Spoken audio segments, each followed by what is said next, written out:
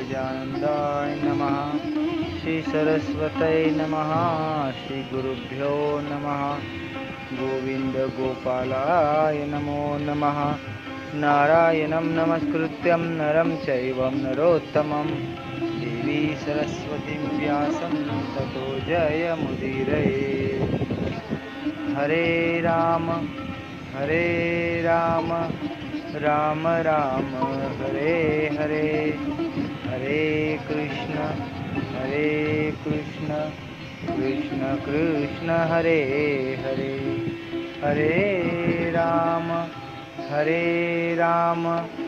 राम राम हरे हरे, हरे कृष्ण कृष्ण कृष्ण हरे हरे। नारायण, दशम स्कंद का उत्तरार्ध है। भगवान की दिव्याति दिव्य लीला, मधुर लीला हमने अभी तक श्रवण करी। अब वीर पराक्रम की लीला भगवान की आरंभ हो रही है। सर्वप्रथम अस्ति प्राप्तिश्च कंसस्य महिप्यो भरतर्षभ मृते भर्तरि दुःखार्ते यतु स्म पितृगृहाण। महाराज, अब कंस की दो पत्नियां हैं जो कंस के मृत्यु के उपरांत बड़ी दुखी हुई है। और है किसकी पुत्रियां? जो भगवान पे 17 बार आक्रमण करके आने वाला जरासंध, जो मगध देश का राजा है, जो भगवान पे श्रद्धा भक्ति नहीं अपितु संग्रह को ही अपने ही महाराज पुरुषार्थ को सब कुछ मानने वाला, हाँ, भगवान की विधान अध्यात्म इसको त्याग कर ऐसा तो नास्तिक भयंकर जो कंस देवताओं को भी महाराज अपने वश रखने वाला, ऐसे कंस के दोनों पत्नियों का नाम श्री सुखदेव महाराज जी कहते हैं कि अस्ति और भांति। महाराज देखो, अस्ति का अर्थ क्या होता है? अस्ति का अर्थ होता है कि इतना तो हमारे पास है, हाँ बस हमारे पास इतना है, इतने के हम मालिक हैं। और प्राप्ति का अर्थ होता है कि आगे इतना और इकट्ठा करेंगे और संग्रह करेंगे और परिग्रह करेंगे। तो ये अस्ति और प्राप्ति महाराज, ये अहम को पुष्ट करने वाली विशेष संग्रह का बड़ा भूत सवार किया हुआ ऐसा ये चित्त की भयंकर वृत्ति है जो भगवत विश्वास को खो देती है। धन्य वे ऋषि, वो साधु जो वृक्ष के नीचे जीकर भी संतुष्ट, सेटिस्फाइड, अपने जीवन को सुखी, संपन्न और भगवत विश्राम के योग्य अपने मन को बना लेते हैं। और वह बड़ा कमनसीबी है महाराज, बड़ा ही शुद्र है, बड़ा ही अकिंचन से भी नीचे गिरा हुआ है महाराज, दरिद्र से भी दरिद्र है, जो केवल और केवल आशा और आशा में ही जीता है। इतना धन इकट्ठा किया, इतने का मैं मालिक हूँ और इतना इकट्ठा करूँगा और के चक्कर में वह वास्तव में महाराज अस्ति और प्राप्ति, इन दो पत्नी कंस की उसी प्रकार दोनों वृत्तियों का वो दास हो जाता है। आगे श्री सुखदेव महाराज कहते, अब ये दोनों तो अपने पिता जरासंध के पास गई है। अब जरासंध महाराज युद्ध करने 17 बार आके हार गया। अब नारद जी ने काल यवन को भेजा है, स्वयं नारद जी ने। तो भगवान का मन है श्री देव ऋषि, वे उन्होंने ही काल यवन को तैयार किया कि जाओ, माने सारे अधर्मी सामने आ जाओ तो तुम्हारा भगवान के हाथ से उद्धार होगा। तो अब तो जरासंध और काल यवन दोनों मिलकर आए हैं और भगवान बड़े कौतुकी है, संपूर्ण विद्याओं के महाराज शिरोमणि है, सारी विद्या आती है। भगवान का नाम सत्य है। देखो, भगवान जब पेड़ से बंधे गए तब तो उनका नाम दामोदर हुआ। भगवान ने जब गोपियों के साथ रास किया तब तो रास बिहारी हुए। भगवान जब यमुना तेरी वनचारण किया तब तो गोपाल हुए। जब गिरिवर धारण किया तब तो गिरिराज हुए। तो भगवान के नाम तब आगे बढ़े जब भगवान ने वैसे महाराज साक्षात गर्ग ऋषि ने आकर कृष्ण नाम रखा। परंतु भगवान का जब प्रागट्य हुआ तब क्या नाम था? तो देवताओं ने कहा सत्य, सत्यात्मकम त्वम शरणम प्रपन्नम।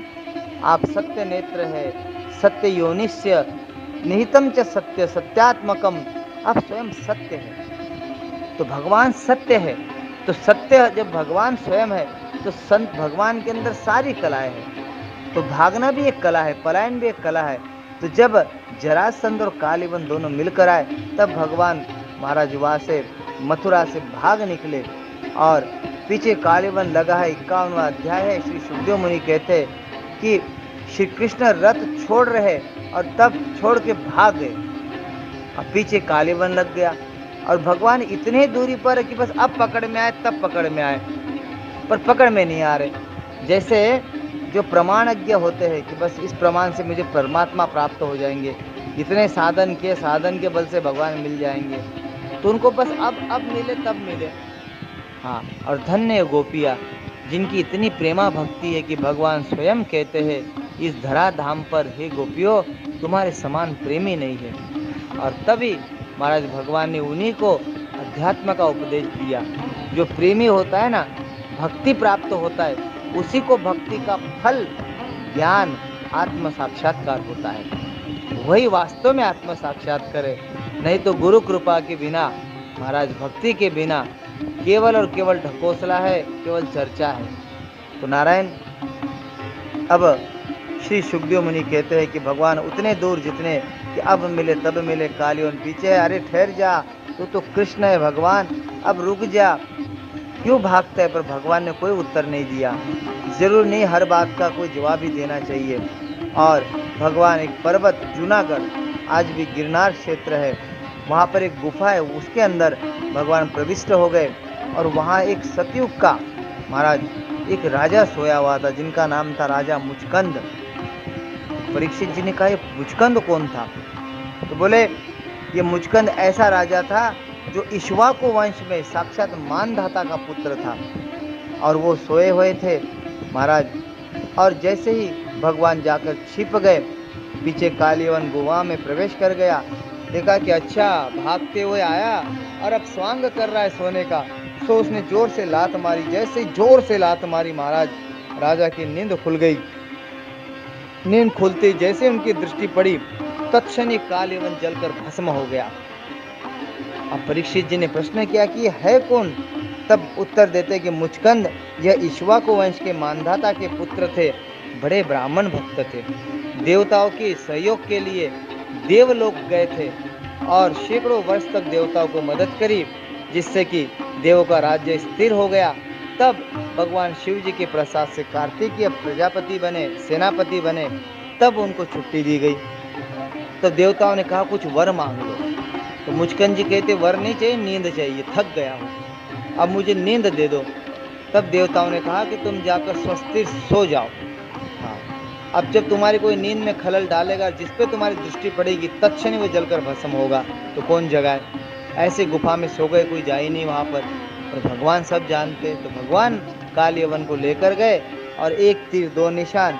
तब भगवान को जब दर्शन कर रहे राजा मुचकंद भगवान समक्ष आ गए, तो मुचकंद जी कहते हैं कि प्रभु आप कौन हो? ब्रह्मा हो, विष्णु हो, महेश हो? आपका तेज इतना अपार है कि मैं देख नहीं पा रहा हूँ। श्याम वर्ण पीताम्बरधारी, श्री वत्सांगित वक्ष है, गले में कौस्तुभ मणि है, चतुर्भुज है, वैजयंती माला है, बड़े सुंदर प्रसन्न वदन है। मुचकंद ने पूछा प्रभु आप अग्नि है, सूर्य है, महेंद्र है, लोकपाल है, आप कौन है? मेरा परिचय पूछो तो मैं मानधाता का पुत्र हूँ। और इस प्रकार देवताओं की मदद के बाद मैं आराम श्रवण कर नींद कर रहा था। सो ये कौन ऐसा दुर्भाग्य मेरे समक्ष आया और स्वयं ही जलकर भस्म हो गया? तो प्रभु आप कौन है मुझे बताइए। भगवान ने कहा मेरे अनंत जन्म कर्म है। गीता में भी भगवान कहते कि अर्जुन मेरे दिव्य जन्म कर्म है, मेरे जन्मों को कर्म को कोई जान नहीं सकता, इतनी अनंत लीला भगवान ने की है। सो फिर भी मेरी संख्या तो कोई गिन नहीं सकता, फिर भी हमारा जन्म कर्म च में दिव्यम, भगवान के जन्म और कर्म को दिव्य मानना चाहिए। आप हम जो करें वो सत्य और असत्य हो सकता है, चोरी हो सकती है, सदाचार हो सकता है, पर भगवान जो कर रहे हैं वो दिव्य है। वो चोरी कर रहे तो भी दिव्य है, वो भाग रहे तो भी दिव्य है। भगवान को भगवान जानकर भगवान की लीला को श्रवण करना चाहिए। उनमें मनुष्य बुद्धि नहीं रखना चाहिए कि भगवान ने ऐसा क्यों किया, संत ने, गुरु ने ऐसा क्यों किया, तो वो अपराध हो जाएगा। नारायण, तो मैं ब्रह्मा जी की प्रार्थना पर पृथ्वी का भार हरण करने के लिए वसुदेव के घर में प्रकट हुआ हूँ, इसलिए एक नाम श्रीमान वसुदेव है। भगवान ने अपना जन्म नक्षत्र का नाम जो है वह श्रवण कराया, वसुदेव है।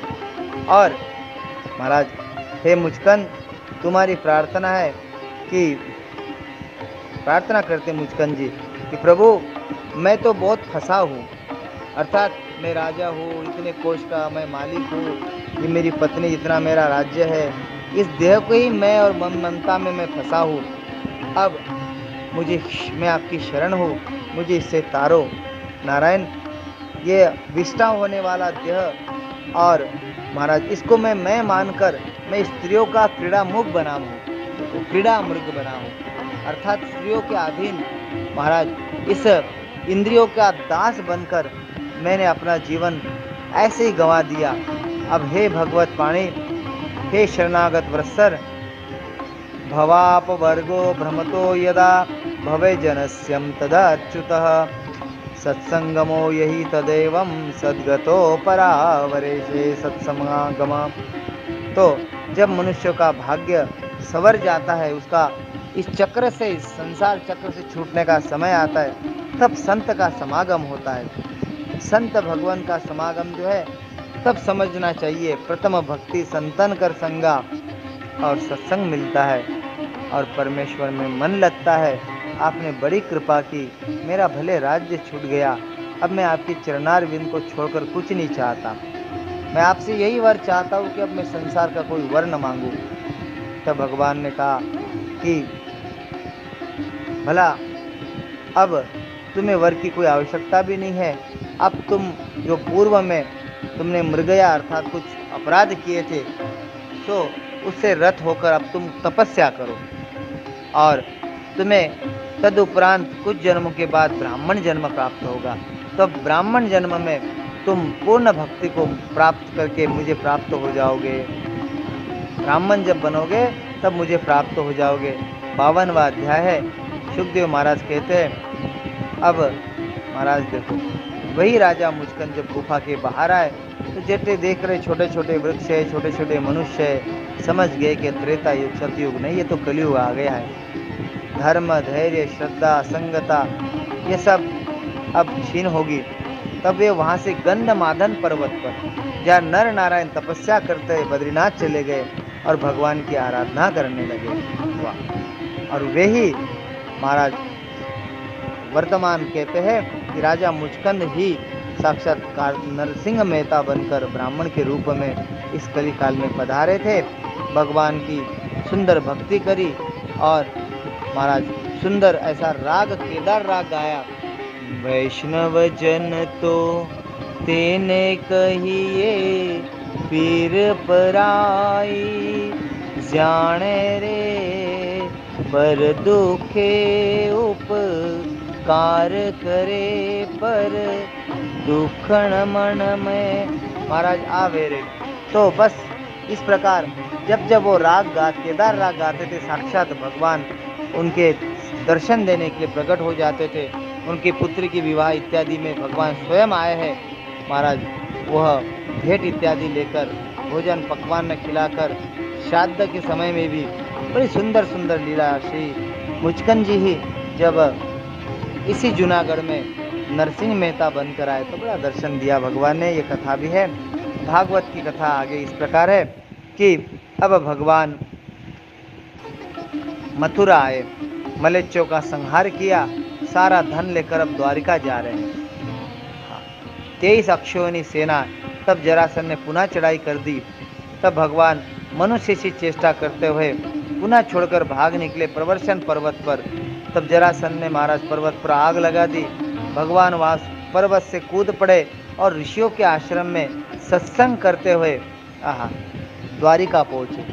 संतों का, महापुरुषों का, ऋषियों का संग भगवान कर रहे हैं। बताओ, घोर अंगिरस ऋषि के आश्रम इत्यादि में महाराज तो कभी कभी संसार त्याग भी जाए, फिर भी भगवत प्राप्ति के लिए सत्संग, संसंग, संत, आश्रम वास मिलता है, तो ये भगवान की कृपा ही समझना चाहिए।